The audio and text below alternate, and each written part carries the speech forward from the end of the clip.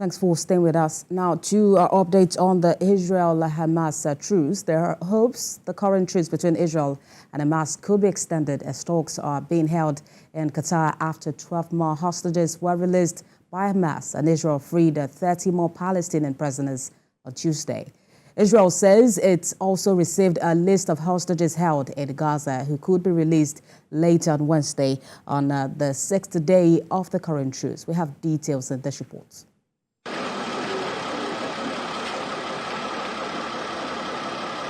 Stories emerging from those freed from Gaza, mostly through the relatives, paint a picture of weeks spent in squalor, uncertainty and fear.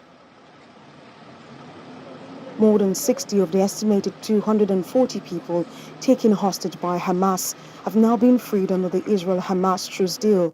17-year-old Mia from Jerusalem, who returned home with her sister and mother, Gabriela Lindberg, was happy to return to her dog, Bella, which had not been seen since that Saturday. Manager of Safa Children's Hospital in Sheba Medical Center speaks on the condition of the returnee, Mia, and other freed captives. Some of them had complex underlying illnesses, and some suffered injuries when they were abducted or during their time in captivity.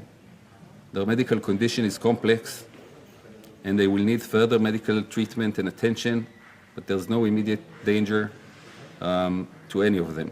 A sixth group of captives is expected to be released on Wednesday in exchange for Palestinian prisoners, as Israeli news outlets report that Prime Minister Benjamin Netanyahu's office has received the list of names of captives slated for release. Hamas, an armed group Palestinian Islamic Jihad, released 12 captives on Tuesday. This brings the total number of captives released to 81 since the truce came into effect on Friday. Palestinian Prisoner Associations say over the 4 days of the initial truce, Israel arrested at least 133 Palestinians from occupied East Jerusalem and the West Bank. Meanwhile, the United States says it airlifted more than £54,000 of humanitarian aid for Palestinians in Gaza.